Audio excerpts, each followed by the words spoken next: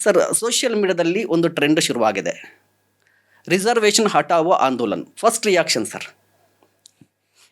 ಇದ್ದಕ್ಕಿದ್ದಂಗೆ ಯಾಕೆ ಇದು ಬಂತು ಅಂತ ನನಗೆ ಆಶ್ಚರ್ಯ ಆಗ್ತಾ ಇತ್ತು. ಇದು ರಿಸರ್ವೇಷನ್ ಇಶ್ಯೂ ಏನೂ ಇಲ್ಲ ಈಗ. ಹೌದು. ರಿಸರ್ವೇಷನ್ ಇಶ್ಯೂನೇ ಇಲ್ಲದೆ ಇರುವಾಗ ಇದ್ದಕ್ಕಿದ್ದಂಗೆ ಇದು ಯಾಕೆ ಬಂತು ಅಂತ. ಯಾವಾಗ ಜಂಜಿಗಳು ಸಕ್ಸಸ್ ಆದರು, ಒಬ್ಬ ಸೆಂಟ್ರಲ್ ಮಿನಿಸ್ಟರ್ನ ಬಲಿ ತಗೊಂಡ್ರು ಅಂತಂದರೆ ರಾಜೀನಾಮೆ ತಗೊಂಡ್ರು.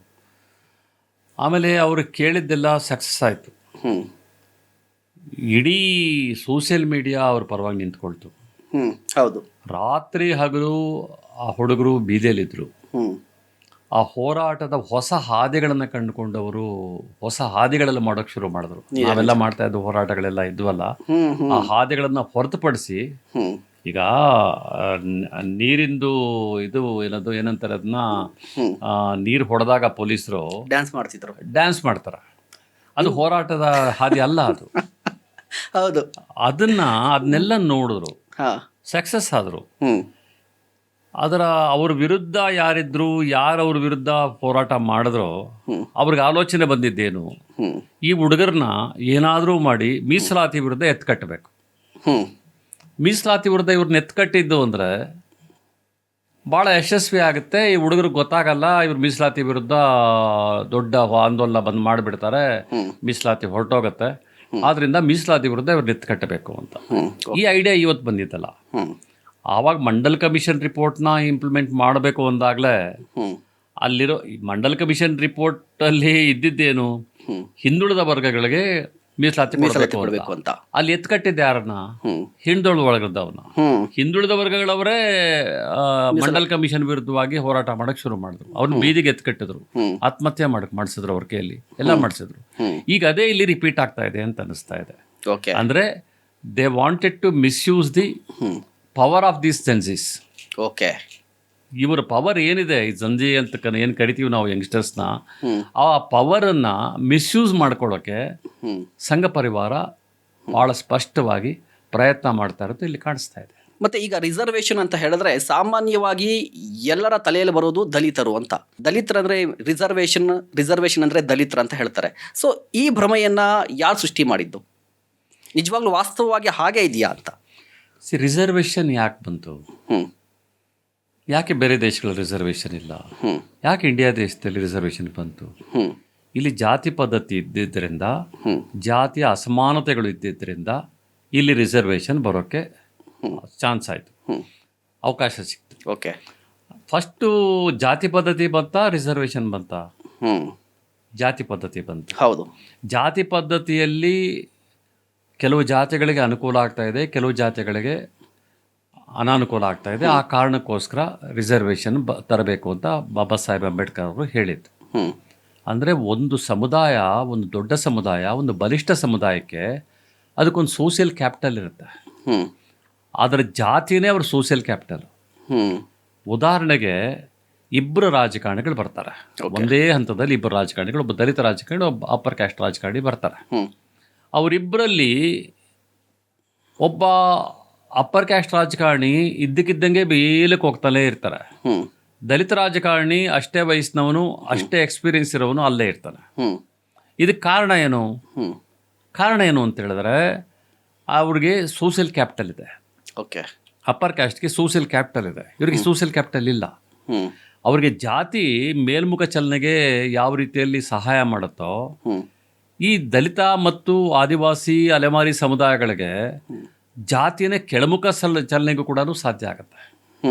ಇದನ್ನು ಮೊದಲು ಅರ್ಥ ಮಾಡ್ಕೋಬೇಕು ನಾವು. ರಿಸರ್ವೇಷನ್ ಎಲ್ಲಿಲ್ಲ ಹೇಳಿ?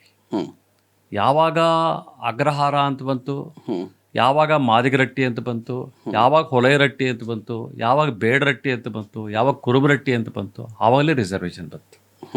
ರಿಸರ್ವೇಷನ್ನು ಕಾನ್ಸ್ಟಿಟ್ಯೂಷನ್ ಬಂದ್ಮೇಲೆ ಬಂದಿದ್ದಲ್ಲ.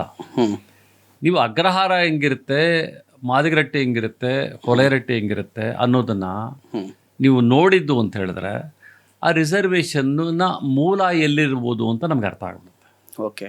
ಭಾಳ ಸುಲಭ. ಇಲ್ಲಿ ಜಾತಿ ಇದೆಯಲ್ಲ, ಜಾತಿನೇ ನೀತಿ. ಈ ದೇಶದಲ್ಲಿ ಜಾತಿನೇ ನೀತಿ.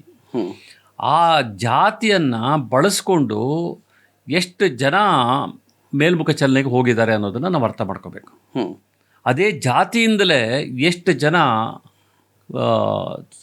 ಹೆಸರೇ ಇಲ್ದಂಗೆ ಆಗಿದ್ದಾರೆ ಅನ್ನೋದನ್ನು ಕೂಡ ನಾವು ಯೋಚನೆ ಮಾಡಬೇಕು. ಓಕೆ. ಈಗಲೂ ಆಲೋಚನೆ ಮಾಡಿ, ಹ್ಮ್ ಎಷ್ಟು ಜನ IAS ಆಫೀಸರ್ಸು ಯಾವ ಜಾತಿಯವರು ಇದ್ದಾರೆ. ಹ್ಮ್ ಪಾರ್ಲಿಮೆಂಟ್ ಮೊನ್ನೆ ಕೊಟ್ಟಿರುವಂಥ ಸ್ಟ್ಯಾಟಿಸ್ಟಿಕ್ಸ್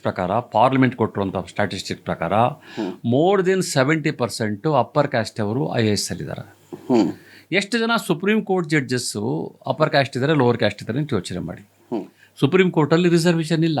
ಹ್ಮ್ ಅಲ್ಲಿ 76.4% ಹ್ಮ್ ಅಪ್ಪರ್ ಕ್ಯಾಸ್ಟ್ ಅವರು ಜಡ್ಜ್ಗಳಾಗಿದ್ದಾರೆ. ಹ್ಮ್ ಅದರಲ್ಲಿ 36% ಒಂದೇ ಸಮುದಾಯದ ಬ್ರಾಹ್ಮಣ ಸಮುದಾಯದವರು ಅಲ್ಲಿ ಜಡ್ಜ್ಗಳಾಗಿದ್ದಾರೆ. ಹ್ಮ್ ಅಲ್ಲಿ ದಲಿತರು ಇಬ್ಬರಿದ್ದಾರೆ, ಹ್ಮ್ ಬ್ಯಾಕ್ವರ್ಡ್ ಕ್ಲಾಸಸ್ಸು 3 ಜನ ಇದ್ದಾರೆ, ಹ್ಮ್ STಗಳು ಒಬ್ಬರು ಇಲ್ಲ. ಹ್ಮ್ ರಿಸರ್ವೇಷನ್ ಇಲ್ಲದೇ ಇರುವಂತಹ ಸುಪ್ರೀಂ ಕೋರ್ಟಿನ ಸ್ಟ್ಯಾಟಿಸ್ಟಿಕ್ಸ್ ನಾನು ಹೇಳ್ತಾ ಇರುತ್ತೆ. ಓಕೆ. ರಿಸರ್ವೇಷನ್ ಇದ್ದಿದ್ದಿದ್ರೆ ಅಲ್ಲಿ ಏನಾಗ್ತಿತ್ತು, ಹ್ಮ್ ಕನಿಷ್ಠ ರೆಪ್ರೆಸೆಂಟೇಷನ್ ಇರ್ತಾ ಇತ್ತು. ಅದಕ್ಕೆ ನಾನು ಇದನ್ನು ರಿಸರ್ವೇಷನ್ ಅಂತ ಕರೆಯಲ್ಲ, ಹ್ಮ್ ಇದನ್ನು ರೆಪ್ರೆಸೆಂಟೇಷನ್ ಅಂತ ಕರಿತೀನಿ. ರೆಪ್ರೆಸೆಂಟೇಷನ್ ಕರೆಯುವಂಥದ್ದು ನನ್ನ ಭಾಷೆ ಅಲ್ಲ, ಅದು ಹ್ಮ್ ಬಾಬಾ ಸಾಹೇಬ್ ಅಂಬೇಡ್ಕರ್ ಅವರ ಭಾಷೆ. ಅವ್ರು ಎಂದೂ ಕೂಡ ರಿಸರ್ವೇಷನ್ ಅಂತ ಯೂಸ್ ಮಾಡಲ್ಲ. ಅವ್ರು ಯೂಸ್ ಮಾಡುವಂಥದ್ದು ರೆಪ್ರೆಸೆಂಟೇಷನ್, ಅಡೆಕ್ವೇಟ್ ರೆಪ್ರೆಸೆಂಟೇಷನ್, ಅಂದರೆ ಪ್ರಾತಿನಿಧ್ಯ. ಹ್ಮ್ ನೀವು ಅಲ್ಲಿ 10 ಜನ ಇದ್ದೀರಾ ಅಂತ ಹೇಳಿದ್ರೆ, 10 ಜಾತಿಗಳಿದೆ ಅಂತ ಹೇಳಿದ್ರೆ, ನಮಗೂ ಕೂಡ ಪ್ರಾತಿನಿಧ್ಯ ಕೊಡಿ, ಅಲ್ಲಿ ಹ್ಮ್ ನಮಗೂ ಸಮಾನವಾಗಿ ನಾವು ಪಾಲ್ಗೊಳ್ಬೇಕು, ಹ್ಮ್ ನಮ್ಗೆ ಪ್ರಾತಿನಿಧ್ಯ ಕೊಡಿ ಅಂತ ಕೇಳುವಂಥದ್ದು ಇದೆಯಲ್ಲ, ದಟ್ ಈಸ್ ಅದನ್ನು ಇವರು ರಿಸರ್ವೇಷನ್ ಅಂತ ಕರೀತಾ ಇದ್ದಾರೆ. ಹ್ಮ್ ಹ್ಮ್ ಇವತ್ತಿಗೂ ಕೂಡ ಭಾರತ ದೇಶದಲ್ಲಿ ಎಲ್ಲ ಉನ್ನತ ಹುದ್ದೆಗಳು ಕೂಡ ಹ್ಮ್ ಬಲಿಷ್ಠ ಜಾತಿಗಳೇ ಪಡ್ಕೊಂಡು ಹೋಗ್ತಾ ಇದ್ದಾವೆ. ಹ್ಮ್ ಇನ್ನೊಂದು ಎಕ್ಸಾಂಪಲ್ನ ಹೇಳ್ತೀನಿ ನಿಮಗೆ. ಓಕೆ. ರೈಲ್ವೆ ಜಾಡಮಾಲಿಗಳಲ್ಲಿ ಎಷ್ಟು ಜನ ಅಪ್ಪರ್ ಕ್ಯಾಸ್ಟ್ ಇದ್ದಾರೆ ಹೇಳಿ ನೋಡೋಣ. ಹ್ಮ್ ರೈಲ್ವೆ ಜಾಡಮಾಲಿಗಳಲ್ಲಿ 95% ಇರುವಂಥದ್ದು ದಲಿತರು, ಹ್ಮ್ ಅಸ್ಪೃಶ್ಯರೇ ಇರೋದು. ಹ್ಮ್ ಕಕ್ಕಸ್ ಗುಂಡಿಗಳಿಗೆ ಬಿದ್ದು ಸಾಯ್ತಾ ಇದ್ದಾರಲ್ಲ, ಅವ್ರ ಜಾತಿಯ ಲೆಕ್ಕಾಚಾರನ ಒಂದು ಸಾರಿ ಕೊಟ್ಬಿಡಿ, ಎಲ್ಲ ರಾಜ್ಯಗಳದ್ದು ತಗೊಂಡು ಕೊಟ್ಬಿಡಿ. ಹ್ಮ್ 90% ಕಕ್ಕಸ್ ಗುಂಡಿಗಳಲ್ಲಿ ಆ ಕಕ್ಕಸ್ ಬಳಿಯೋಕೆ ಹೋಗಿ ಸತ್ತಿರುವಂಥವರು ದಲಿತರು ಮತ್ತು ಇತರೆ ಹಿಂದುಳಿದ ಮತ್ತು ಆದಿವಾಸಿ ಸಮುದಾಯಗಳೇ ಹೊರತು ಅಪ್ಪರ್ ಕ್ಯಾಸ್ಟ್ ಅಲ್ಲ. ಹ್ಮ್ ಈ ಸಿಸ್ಟಮೇ ಇರೋವಾಗ ಹ್ಮ್ ನೀವು ರಿಸರ್ವೇಷನ್ ಒಂದನ್ನು ಪ್ರಶ್ನೆ ಮಾಡ್ತಿರಲ್ಲ, ಎಜುಕೇಷನಲ್ಲಿ ಮಾತ್ರ ಹೇಳ್ತಿದ್ರಲ್ಲ. ಹೋಗ್ಲಿ ಎಜುಕೇಷನ್ಗೂ ಬರೋಣ, ಹ್ಮ್ ಅದಕ್ಕೂ ಬರ್ತೀನಿ ನಾನು. ಹ್ಮ್ ಎಷ್ಟು ರಿಸರ್ವೇಷನ್ ಇದೆ ಇಂಡಿಯಾ ದೇಶದಲ್ಲಿ? 50% ರಿಸರ್ವೇಷನ್ ಇದೆ. ಹೌದು. 50% ರಿಸರ್ವೇಷನ್ ಇದೆ. ಆದರೆ SC ST OBC 3 ಕಮ್ಯುನಿಟಿಗಳಿಗೆ ರಿಸರ್ವೇಷನ್ಸ್ ಇವ್ರು ಕೇಳ್ತಾ ಇರೋಂಥದ್ದು. ಆ 3ರನ್ನ ಪ್ರಶ್ನೆ ಮಾಡ್ತಾರೆ. ಮೇಜರ್ ಆಗಿ SCಗಳನ್ನೇ ಕೇಳ್ತಾರೆ ಇವರು. ಹ್ಮ್ ಆಯಿತಾ? ಈ 3ಕ್ಕೂ ಸೇರಿಬಿಟ್ಟು 50% ರಿಸರ್ವೇಷನ್ ಇದೆ. ಹ್ಮ್ ಗೌರ್ಮೆಂಟಲ್ಲಿ ಜಾಬ್ಸ್ ಎಷ್ಟು % ಇದೆ? ಹ್ಮ್ ಗೌರ್ಮೆಂಟಲ್ಲಿರುವಂಥ ಜಾಬ್ಸು ಬರೀ 10%. ನಾನು ಲೆಕ್ಕಾಚಾರಕ್ಕೆ ಹೇಳ್ತಾ ಇದ್ದೀನಿ ಇದನ್ನು. ಓಕೆ. ಪ್ರೈವೇಟ್ ಸೆಕ್ಟರ್ಲಿ 90% ಜಾಬ್ಸ್ ಇದೆ, ಹ್ಮ್ ಅಲ್ಲಿ ರಿಸರ್ವೇಷನ್ ಇಲ್ಲ. ಹೌದು.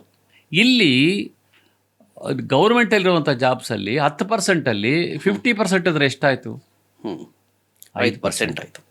5% ರಿಸರ್ವೇಷನ್ ತಗೊಳ್ಳೋಂಥ ಅವ್ರನ್ನ ಇಷ್ಟು ಪ್ರಶ್ನೆ ಕೇಳ್ತಿರಲ್ಲ ನೀವು. ಹ್ಮ್ ನಿಮ್ಮ ನಿಮ್ಮ ನಿಮ್ಮ ಕ್ಯಾಪಿಟೇಷನ್ ಕೊಟ್ಟು ನೀವು ಮೆಡಿಕಲ್ ಸೀಟ್ಗಳು, ಇಂಜಿನಿಯರಿಂಗ್ ಸೀಟ್ಗಳು ಪಡ್ಕೊಳ್ಳೋ ಅಂಥದ್ದನ್ನು ಪ್ರಶ್ನೆ ಮಾಡಲ್ಲ. ಹ್ಮ್ EWSನ ಪ್ರಶ್ನೆ ಮಾಡಲ್ಲ. ಹ್ಮ್ ಎಕನಾಮಿಕಲಿ ವೀಕರ್ ಸೆಕ್ಷನ್ಸ್ಗೆ 3% ಜನಕ್ಕೆ 10% ರಿಸರ್ವೇಷನ್ ಕೊಟ್ಟಿದ್ದಾರೆ. ನಾನು ಅಲ್ಲಿಗೆ ಬರ್ತೀನಿ ಸರ್, ಅದ್ರ ಅದು ಬಗ್ಗೆ ಪ್ರಶ್ನೆ ಮಾತಾಡೋಣ. ಮಾಡಲ್ಲ. ಹಾ. ನೀವು ಬರೀ 10% ರಿಸರ್ವೇಷನ್, ಸರ್ಕಾರಿ ಉದ್ಯೋಗ ಇರೋದೇ 10% ಅಂತ ಇಟ್ಕೋಣ. 10% ಕೂಡ ಇಲ್ಲ, ಇನ್ನೂ ಕಡಿಮೆ ಇದೆ. ನಾನು ಲೆಕ್ಕಾಚಾರಕ್ಕೋಸ್ಕರ ಹೌದು, 10% ತುಂಬಾ ಹೇಳ್ತಾ ಕಡಿಮೆ ಇದ್ದೀನಿ. ಇದೆ. ಹೌದು. ಅದರಲ್ಲಿ 5% ಇರೋವಂಥವ್ರನ್ನ ನೀವು ಪ್ರಶ್ನೆ ಮಾಡ್ತಾ ಇದ್ದೀರಲ್ಲ, 5% ಅಲ್ಲಿ ತಗೊಳ್ತಾ ಇರೋಂಥವ್ರನ್ನ. ಇನ್ನು 50% ನೀವೇ ತಗೊಳ್ತಾ ಇದ್ದೀರಲ್ಲ. ಇನ್ನು 95% ನೀವೇ ತಗೊಂಡ್ರಲ್ಲ. ಹಂಗಾದ್ರೆ ಹ್ಮ್ 90% ನೀವೇ ತಗೊಳ್ತೀರಿ ಹ್ಮ್ ಜನರಲಲ್ಲಿ. ಮತ್ತೆ 5% ಇಲ್ಲಿ ಕೂಡ ನೀವೇ ತಗೊಳ್ತೀರಿ.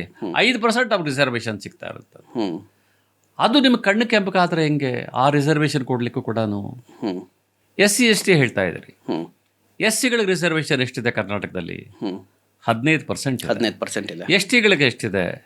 3% ಇದೆ. OBCಗಳಿಗೆ ಎಷ್ಟಿದೆ? ಹ್ಮ್ 32% ಇದೆ. ಹೌದು. OBCಗಳಿವತ್ತು SC ರಿಸರ್ವೇಷನ್ ಬಗ್ಗೆ ಮಾತಾಡ್ತಾರೆ ಅಂತಂದ್ರೆ ಅದು ಅವ್ರ ಆತ್ಮವಂಚನೆ ಅಲ್ವಾ? ಹೌದು. OBCಗಳು ಮಾತಾಡ್ಬೋದಾ SC ರಿಸರ್ವೇಷನ್ ಬಗ್ಗೆ? ಬರೀ ಅವ್ರು 18% ತಗೊಳ್ತಾ ಇದ್ದಾರೆ. SC ST ಸೇರಿದ್ದೆ. ಹ್ಮ್ ನೀವು ತಗೊಳ್ದಿರೋದು 32%. ಹ್ಮ್ 32% ತಗೊಳ್ಳುವಂಥವ್ರು SC ST ನೀವು ರಿಸರ್ವೇಷನ್ ತಗೊಳ್ತಿದ್ರಿ ಅಂತ ಕೇಳುವಂಥ ತಪ್ಪಲ್ವಾ? ಅಂದರೆ ಇದನ್ನ ಅಪ್ಪರ್ ಕ್ಯಾಸ್ಟು ಅಥವಾ ಸಂಘ ಪರಿವಾರ ಇವ್ರನ್ನ ಎತ್ಕಟ್ಟಿದ್ರೆ ಇವ್ರಿಗೆ ಜ್ಞಾನ ಬೇಡವಾ OBCಗಳಿಗೆ? ಇವ್ರು ಪ್ರಜ್ಞೆ ಇಟ್ಕೊಂಡು ಮಾತಾಡಬೇಕಲ್ಲ, ಅರಿವಿಟ್ಕೊಂಡು ಮಾತಾಡಬೇಕಲ್ಲ ಇದನ್ನ. ಇದು ಸಮಸ್ಯೆ ಆಗ್ತಾ ಇರೋದು. ಯಾಕಂದರೆ ಅವ್ರು ಎತ್ಕಟ್ತಾ ಇರೋಂಥದ್ದು OBCಗಳಲ್ಲ. ಆ OBCಗಳಿಗೆ ಪ್ರಜ್ಞೆ ಬರಬೇಕು. ನಾವು ಇಷ್ಟು % ರಿಸರ್ವೇಷನ್ ತಗೊಳ್ತಾ ಇದ್ವಿ, ಅವ್ರು ಬರೀ 5% ಸಿಗ್ತಾ ಇದೆ, 18% ಇಬ್ರಿಗೂ ಸೇರಿ ಸಿಗ್ತಾ ಇದೆ. ಹಿಂಗಿರುವಾಗ ನಾವು ಕೇಳೋಂಥ ತಪ್ಪು ಅನ್ನೋದು ಅವ್ರಿಗೆ ಅರ್ಥ ಆಗಬೇಕು. EWS ಅಲ್ಲಿ ಬರೀ 3% ಜನ 10% ತಗೊಳ್ತಾ ಇದ್ದಾರೆ. ಆಮೇಲೆ ಈಗ ಕ್ಯಾಪ್ಟೇಷನ್ ಇದೆಯಲ್ಲ, ನಿಮಗೆ ಮ್ಯಾನೇಜ್ಮೆಂಟ್ ಸೀಟ್ಸ್ ಅಂತ ಇದೆಯಲ್ಲ, ಮ್ಯಾನೇಜ್ಮೆಂಟ್ ಸೀಟ್ಸ್ ಬಗ್ಗೆ ಯಾರು ಮಾತಾಡೋದೇ ಇಲ್ವಲ್ಲ. ಇವತ್ತು ಎಷ್ಟು ಕಾಲೇಜುಗಳಿದ್ದಾವೆ? ಗೌರ್ಮೆಂಟ್ ಕಾಲೇಜುಗಳು, ಮೆಡಿಕಲ್ ಕಾಲೇಜುಗಳು 1-2 ಇದ್ದಾವೆ. ಪ್ರೈವೇಟ್ ಮೆಡಿಕಲ್ ಕಾಲೇಜುಗಳು ಎಷ್ಟಿದ್ದಾವೆ? ಬೇಕಾದಷ್ಟಿದ್ದಾವೆ. ಒಂದೊಂದು ಮಠಕ್ಕೂ ಒಂದೊಂದು ಕಾಲೇಜ್ ಇದ್ದಾವೆ. ಅವೆಲ್ಲ ಕೂಡ ದೊಡ್ಡ ಜಾತಿಗಳು ಮಾಡಿಕೊಟ್ಟಿರೋಂಥ ಮಠಗಳು ಇದ್ದಾವೆ. ಅಲ್ಲೆಲ್ಲ ರಿಸರ್ವೇಷನ್ ಇಲ್ವಲ್ಲ. ಅದ್ರ ಬಗ್ಗೆ ಯಾಕೆ ಮಾತಾಡಲ್ಲ ನೀವು? ಅವ್ರಿಗೆ ಏನು ಡೀಮ್ಡ್ ಯೂನಿವರ್ಸಿಟಿ ಅಂತ ಮಾಡ್ಕೊಂಡ್ಬಿಡ್ತಾರೆ. ಡೀಮ್ಡ್ ಯೂನಿವರ್ಸಿಟಿ ಅಂತ ಮಾಡ್ಕೊಂಡ್ಬಿಟ್ಟು ನಮ್ಮ ನೆಲ, ನಮ್ಮ ನೀರು, ಅವ್ರಿಗೇನಾದರೂ ಅಲ್ಲಿ ಗಲಾಟೆ ಪ್ರೊಟೆಕ್ಷನ್ ಕೊಡೋದು ನಮ್ಮ ಪೊಲೀಸರು. ಹೌದು. ಎಲ್ಲವೂ ನಮ್ಮದೇ. ಯೂನಿವರ್ಸಿಟಿ ಡೀಮ್ಡ್ ಯೂನಿವರ್ಸಿಟಿನಂತೆ, ಅಲ್ಲಿ ರಿಸರ್ವೇಷನ್ ಇಲ್ವಂತ. ಇದು ಯಾವ ನ್ಯಾಯ ಇದು?